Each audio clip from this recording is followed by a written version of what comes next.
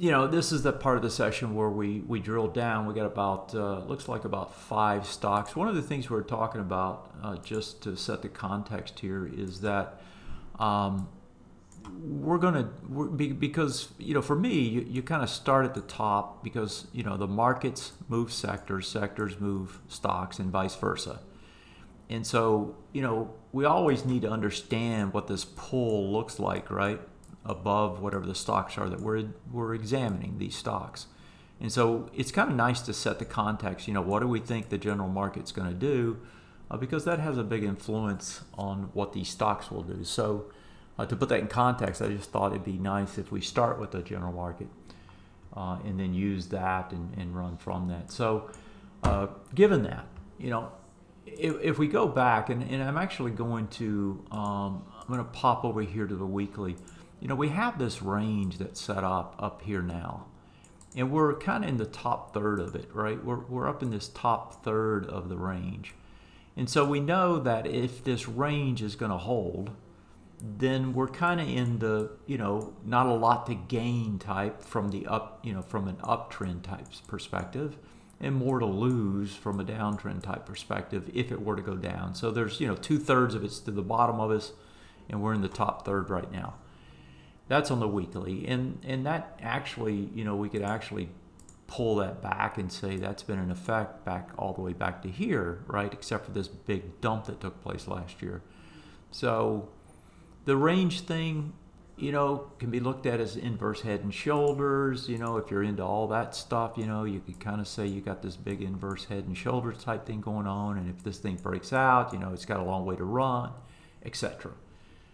I don't care about that so much as just to set the context that, you know, we're kind of in the top third, because here we're talking about just a week, because we're really looking at these over the next few weeks, intermediate or short-term time frames. So I don't want to get too big in, you know, big picture here, but we came up, we tested, and we talked about this in the daily report the last 2 days. We tested and failed. So volumes on this were less than volumes on that bar, slightly less. And so those were test failures, right? So you try to go up, the buyers, for whatever reason, decide that they don't want to keep buying at higher and higher price points. And so they back off, you close back under it, you fail to get over it and stay over it. You try it again the very next day, and this is actually not that normal. You don't usually get a next day that ends up being a bearish engulfing, which is what happened. And then today, we didn't even try. I don't think we even tried the test. 28.92, and yeah, we were just shy of it. So today it didn't actually test. But at the same time, they still can't really push this thing down, right? So you had this big move off the bottom, and now we got this slight little retrace starting to happen. And if you follow fibs and all that stuff, right, you got these fibs that, you know, point out to something like that. And so there's quite a ways to go just to get back to the first fib that people would normally associate with it. And this area actually ends up, and these fibs a lot of times end up neoclassically matching other things for whatever reason, right? And that's where the volume is. And so if I were thinking about this thing pulling back to some sort of a normal retrace before we got another ABCD up, I would be thinking something like that, right? That would be kind of the classic thing that you would expect. So you go up, you take a big spike up very fast, you get some sort of a, you know, third, maybe a half pullback in terms of the size of this move, and then you take off again. So even if you believe that might happen, right, we still got a ways to go, right, to get back down to here. So, you know, in that context, that's another, you know, I'm guessing that's another 30, 40 points. I can't quite read what that is, but what is that, 28.40, we're at 78, so another 40 points basically. Will it get there though? Or are we going to get some sort of consolidation up here before we just take off again and you don't get a very deep pullback? If that's the case, then as you know, on ABCD structure, that's going to be a huge one, right? That is not the normal case. That's not probably the high odds case. It's something we have to recognize could happen. I think you would actually see what, you know, the classic people call a flag take place if it's going to happen. So you go up, you set up a flag, and then eventually you break from it. And I think we have a few more days if that's going to happen. So if we get out here, you know, Friday, not even Friday, but Monday, Tuesday next week, and we still haven't gotten any setback, larger setback, you know, then I would get much more worried about this thing just taking off on me. So we may get, you know, push up and trade in this area. In other words, we could push back towards the top, but I think it's going to be really hard to just leg higher right now because we just had test failures telling us that for whatever reason, the supply up there is greater than the demand. So that's kind of where we are. So what does that mean? That, well, to me, that means that, you know, we can still creep down some more, and that would be fairly normal if it did it. So that's kind of the way I'm viewing this thing right now. So given that context, that means that the market's going to be sideways down probably over the next week or so. And it's in probably some sort of a range still. You know, in that range on the daily chart is this whole range here. And so that's where we are. So let's look at these stocks in that context. So we'll start here with, and I'll just pull this out of the way. We'll start with, we'll just go down them one by one. So IHI, which I think is an ETF, medical devices. This is an ETF I actually like myself, and I haven't looked at it in a while. So yeah, so I mean, it's been such a strong, you know, medical devices. It seems like I used to live by a guy. I don't think I ever told you guys this. I used to live by a guy, and we live in a fairly expensive neighborhood, you know, million-plus homes, and these two people, they had no kids, and I didn't know what the heck they did. You know, there was lawyers and doctors and all those kind of folks living in this area where I was living. And one day we had these guys over as part of a party, you know, with the rest of the neighborhood. These guys came in. You know what they did for a living? They sold medical devices. And they're living in million-dollar homes, right? They had big, fabulous parties and everything. It's like, oh, I see. I guess there's some good profits in this stuff, right? So that was kind of an eye-opener to me, you know, a few years back when I, you know, met these guys. I was like, wow, that's pretty interesting. So anyway, having said that, let's see what this thing's doing. So this thing does an ABCD structure, kind of a elongated, painful one. It looks like it went to there. And then from there up to about there, which was the extension eventually, right? A lot of sideways chop. So you got that, you go up, you test the top, you actually get over it here, you broke one there, you broke another one here, right? All the way up, right? So nice strong action all the way up. This thing doesn't trade a lot of shares. The only thing you really saw was a lot of liquidation back here. And this is one of the problems in something like this. If you go into one of these guys that's trading this kind of shares, right? You know, 150, 200,000, you better be willing to stick with it if things go bad, because it's really hard to get out. The liquidity is not great.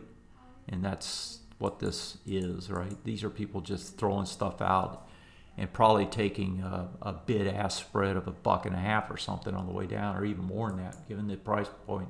I bet the spread on this on a bad day back here was probably $2 or $3.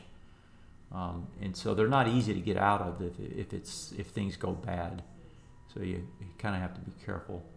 But if you're in it long term, okay, so this looks good. It would go over here. It's trying to break out on the weekly.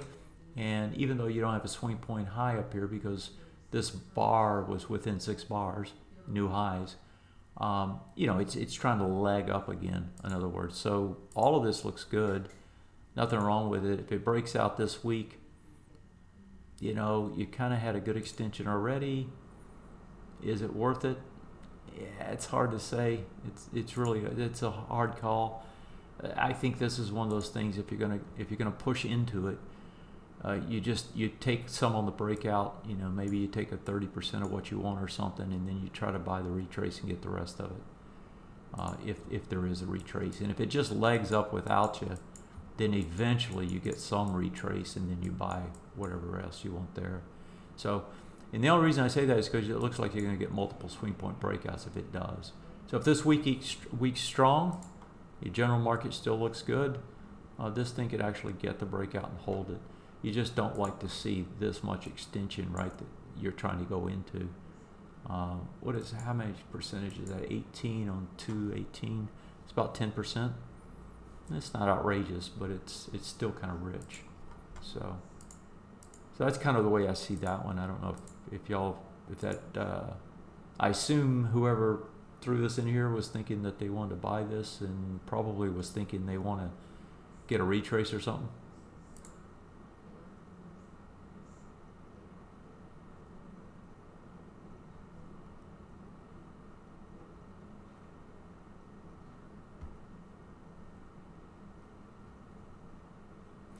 Well, it's kind of hard. You just so repeating the question, you know, they were looking for strong stocks and looking whether a trading cube is all right, right? So if we look at the trading cube on this particular stock, you know, IHI, it just turned bullish on the short term, and so you got a long way to go, right? Still fresh on the intermediate term, and on the long term, like a lot of things, it's pretty extended.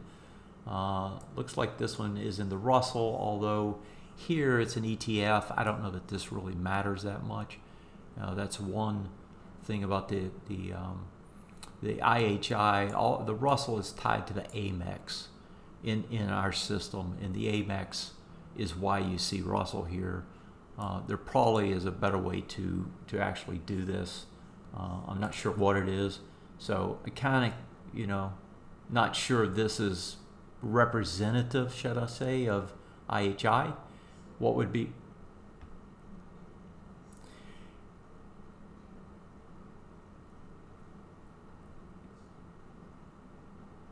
Yeah. Matt's telling me, you know, he's got this as XLB in his database. Excuse me, XLV, the healthcare. And that makes sense, right? So there might be a little misclassification here, but I think the main point as we started was that this thing looks good on the, or that was how this scan was run. I don't know, were you using the Trading Cube scanner when you were doing this? Yeah. And so I was just going to point that out to the folks that are watching, that, you know, we have a tool here that you can go into called Trading Cube Scanner. And this thing allows you to say, you know, I want to see all trends that are bullish on all these time frames, and then I can filter down to just all those stocks that meet that criterion right now. And I can also tell it, you know, I want it to be rather fresh. So maybe I want the short-term time frame to just change rather recently, and I'll let that run while we're doing it, and then I'll come back to it. So that was the filtering, and I think that's true of a couple of the other ones. What are the other two? That Microsoft, I think, is another one that you popped up and found that way. Is that correct? Yeah, and the answer is yes. So let's see what this one looks like. So this one also has turned recently bullish, and if you remember now, the big cap technology stocks Monday a week ago all got slammed. And I think that was in this period here, you know, somewhere in here. They all got slammed because of the antitrust rumblings that were coming out of the I can't remember who. It was two different ones, but anyway, they were the antitrust for questions of investigations that were probably going to come up against Facebook, against Amazon, against potentially even Apple, Netflix, and what was the other one? Google. Google's the other one. And so, you know, there's 6 big stocks. Well, 5 of them, they're talking about doing this, right? All these 5. And so that kind of slammed this whole big cap sector. If you look at all of them, this is the only one that's come back up and made new highs.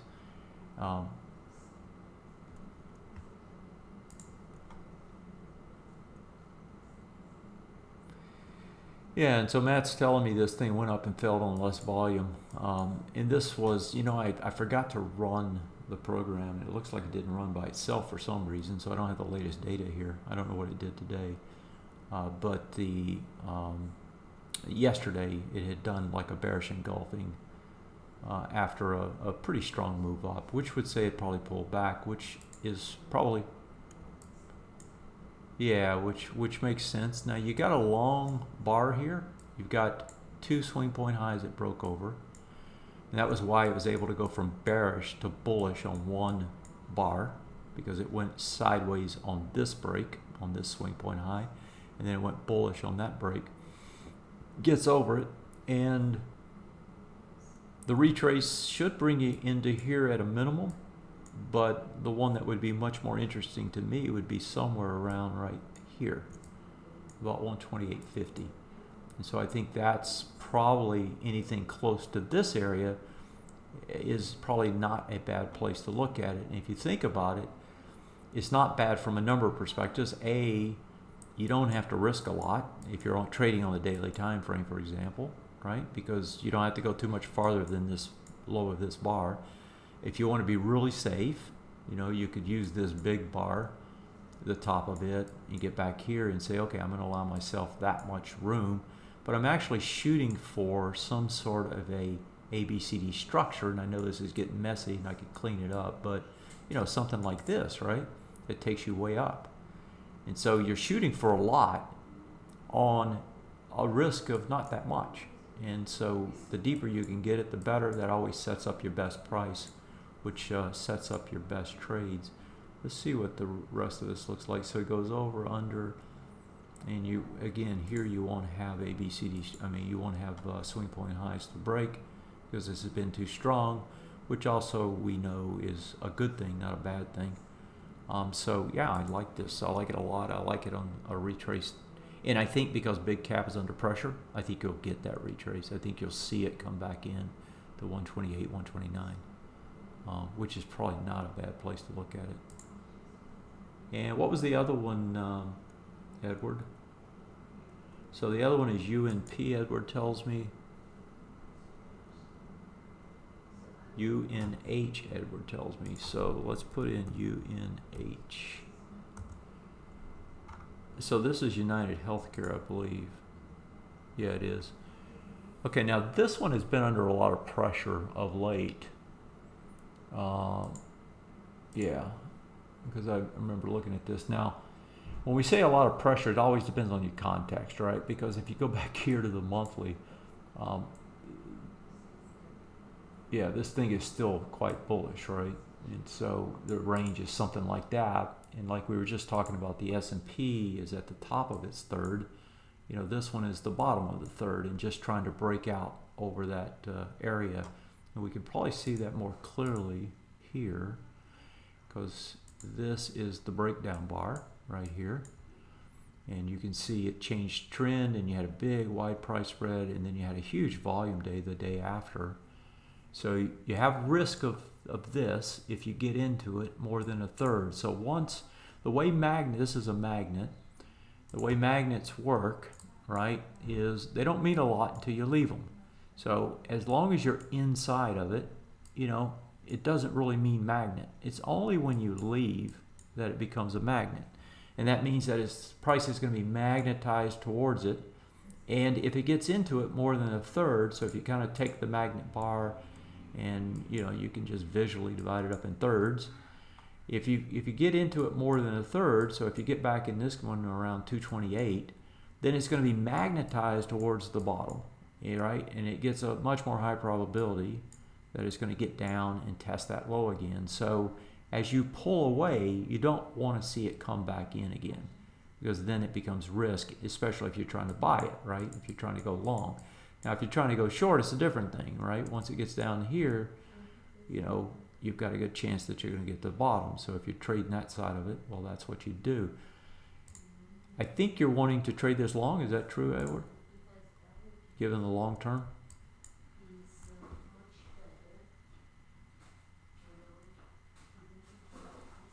Oh, okay. Well,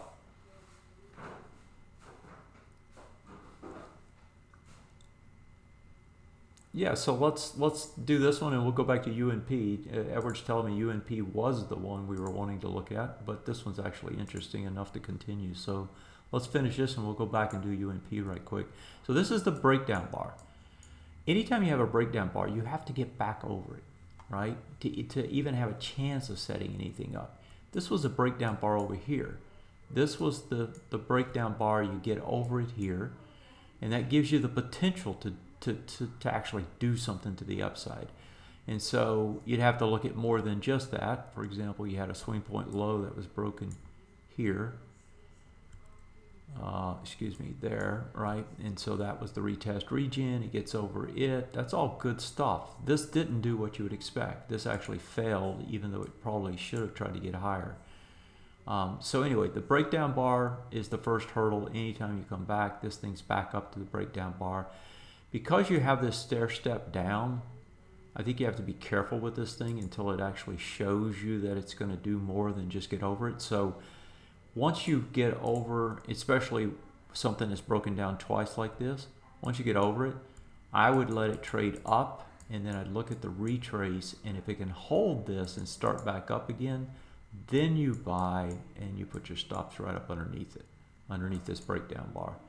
And so that way your risk is not very high, and your gain, what you're shooting for, is the long term to take back over, the long term trend, and this thing to go up and set new highs at some point.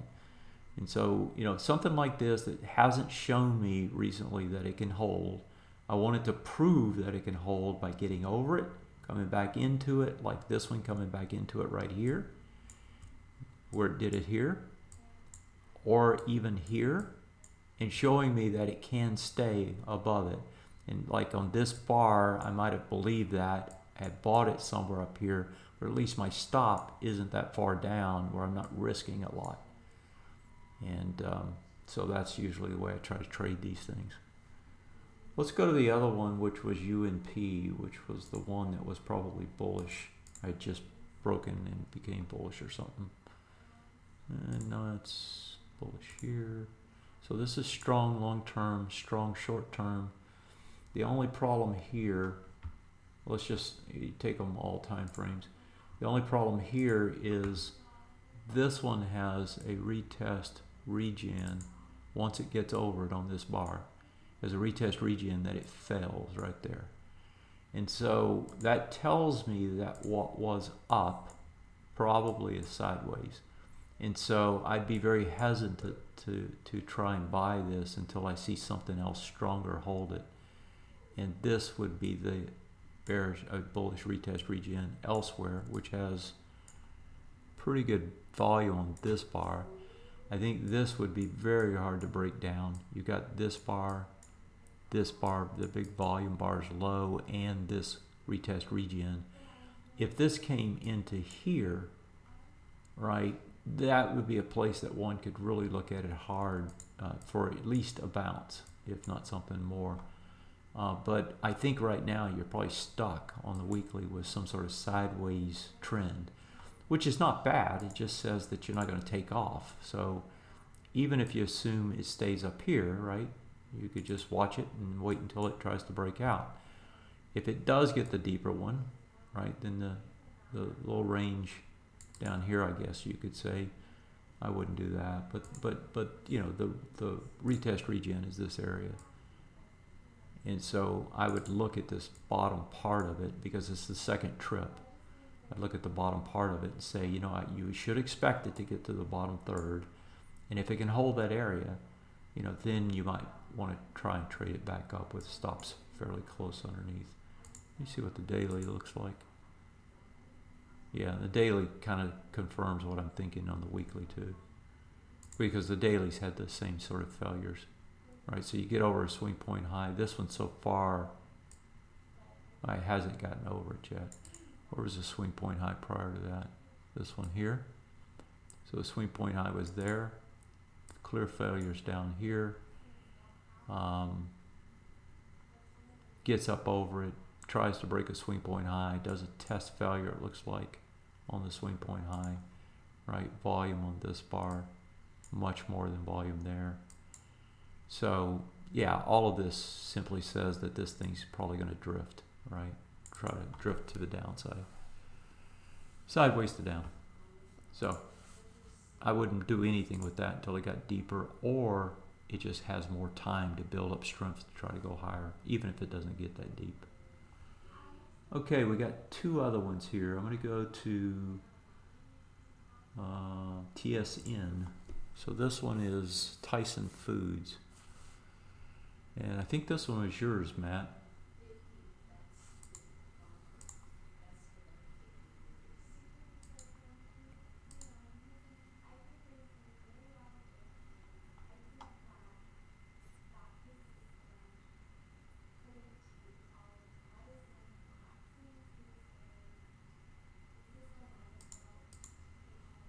Okay, so let me kind of repeat that so people hear it. So Matt's saying that this is in the defensive sector, the XLP, which is the durables, and those sectors, XLU, XLP, XLRE, those defensive type sectors have been the strongest ones, and they have been. If you go back and look at those sectors, you'll see it.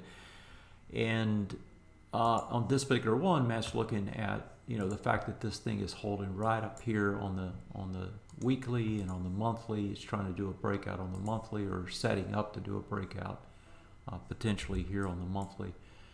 And so he's really kind of focused on this and trying to ask, in his mind is like, where do I try to take this thing?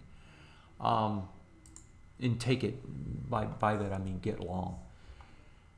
You had a breakout, so let's dissect it here. We had a breakout here, right, on the swing point high, this one. So the retest regen is the first thing that we'll learn, and it's already doing that. And so how deep this can come, because you should expect an immediate retest regen, which is what this is, to get to the bottom third. And so a lot of times what we're doing in Neoclassical is we're saying to ourselves, okay, what do we expect? We know that this should happen, right? So expectation. And given that expectation, what does it actually do? So for example, if the next bar is like this, and it starts doing this and legging away, even a couple bars higher, then that's regenerating off this retest, right? It's regenerating back in the direction of the break. And that tells us, because it didn't get as deep as it should have, it's even stronger than we think. And so a lot of times we're asking ourselves, what should it do? And then we're observing what it does to decide. So the first thing I would do is that if this thing can't get deeper and just starts to take off, well, maybe it's just going to take off, right? And that's where maybe you just pull and say, I take part of my position just because it won't pull back. You did have one bar down. I don't know what this was. It's kind of a high volume, maybe earnings or something on 29th. Yeah, so you had earnings here on the 29th, math tells me, and then they immediately take it back up, which is good. They had good strength on the way back up. So, whatever caused them to sell here, it didn't last very long. Now, that could be a warning. I mean, anytime I see a lot of volume, that could be a warning. But at the same time, unless this thing comes deeper, it just doesn't matter, right? Unless it gets down where it ought to, or even breaks that swing point high and gets underneath it, then this thing is ready. My guess,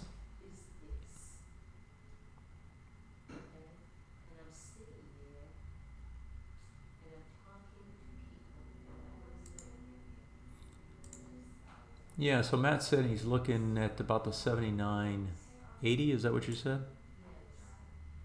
79.8, okay. So the breakout bar, green arrow, 79.90 is that bar, the top of it, which has the most volume on the weekly. And 79.90 would be above this and would be that bottom third that we're talking about. Actually, it would actually be a dip under the swing point high and then back into it.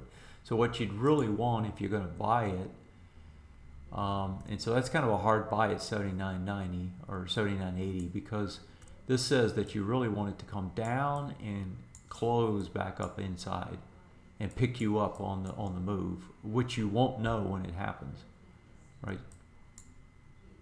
Yeah. Okay, so yeah, so Matt's telling me that he's looking at the weekly and monthly. If you're looking at the weekly and monthly, where would your stops be?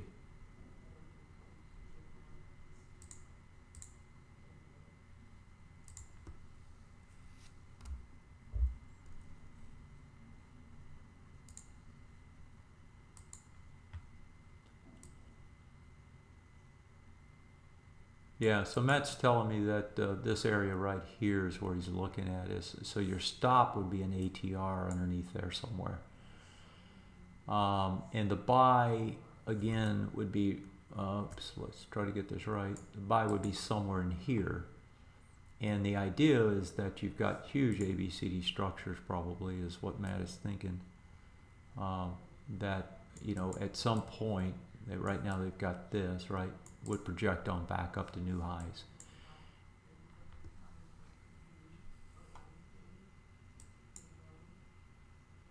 Yep. Yep.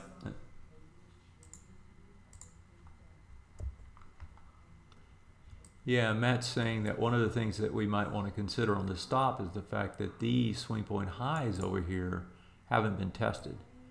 And so actually the second one has, but the top one hasn't. I don't think. Let's verify that. Top of this is 72.42 and the bottom of that is 72.50. So it just missed it. So the first trip back, the reason we're saying this is the first trip back over here more than likely will get bought. This swing point high is the retest region because it's more than 6 bars, and so your probability is extremely high. This duration after the breakout. So you may want your stop inside here somewhere, you know, down below it. So that would give you more risk though, and so then that says that, you know, maybe I really do want, you know, something to hit this market and drive it down into here somewhere, right? So this is one of those things that you could scale though. We've talked about this many times. Is you know, you buy some here. If everything looks right, if it holds up well, then you buy something here, and I would actually be looking at that daily if it did it. I'd want to see it come down and then hold, you know, which tells me that short term it looks like it's going to hold as well as this intermediate term. And so I just buy, you know, I don't know, 25% of what I want, 30% of what I want in there, with the intention of buying more if we get the deeper retrace, right? And then you just wait for something deeper into here that holds, or even to the swing point high. And then you have your stops, right? And so what happens is your average cost, and people have asked me this before, why you do it. Well, if I take the other 75 here, using these two examples, right? My average cost, even though I bought way up here, if it looks right and it behaves, in other words, volume shrinks as we come into this, and the general market is, you know, is doing its thing and has maybe had a dip but still looks fine, you know, then you take the rest of it, and now your average cost, instead of being, you know, whatever this number is up here, your average cost, even though you bought 2 places, your average cost isn't going to be the middle. Your average cost is going to be way down here somewhere, because you're buying the bulk of it at this lower price point. And you really want your average cost as close as possible to wherever current price is. So a lot of times if you want to start something, you start it up here and then you finish it down here as long as things still look right. And if they don't, then you've only got 25% of your money exposed, and you're still using this as your stop, and, or, you know, wherever this price point is, maybe it's a little deeper, you're using this as a stop. So yeah, you lose a lot percentage wise, but you didn't invest very much of what you were going to invest. And the opposite side is, if it does just start the leg up, then you're looking for the next retrace to put on more. And so you've already got a nice position, even though it's small, and you look for the retrace after another takeoff. Yeah, because then you're looking at the monthly and you're thinking the monthly is going to break out, or potentially it even breaks out on the monthly. And then, you know, you can average in more. So it's a way to get your position started, even though you're not sure this is exactly the right place to do it, just because of extensions. Okay, I had one here for myself that I wanted to bring up, which is a new issue, MongoDB. This is an interesting stock. Now, I happen, you know, because I'm a technology guy, I happen to have actually used this database, and I know its features, its you know, robustness, how well it works, their cost structure, their, you know, cells and all that. A lot of times I like technology stocks because that's where my expertise was for many years as an engineer. I like this product. Now, that's just, you know, it's kind of that, who was that guy that always said buy what you know? I forget what he was a fundamental guy. But MongoDB is a good product. I know the database and I know it's a good product. And it is a competitor to other databases in that this is a textual database. It's not a relational database. It's a very different database. And so in some of the applications that we actually used it, we had a relational database, but we had textual data as well. And we actually kept a relational database for some of our data. And then we had a Mongo database for some of our other data. And the reason we did that was because of speed, right? This was very fast at looking up contextual data. So stuff that didn't fit into the relational database model, the MongoDB model worked really well, and so we had both. And I think you'll see that a lot of people do this, and I think that's why they're as successful as they are. So anyway, getting back to the chart, they had a huge buildup in volume here on this spike, and this was off of earnings. It was in front of earnings and on earnings. And this, if you go back and look at what data there is, because they're fairly new, you can see they're just in a massive uptrend still. And so they had nice earnings back here. They had nice earnings again here, and you know, nice uptrend, broke out. I'm looking for the retrace to buy it. I think this is a good spot.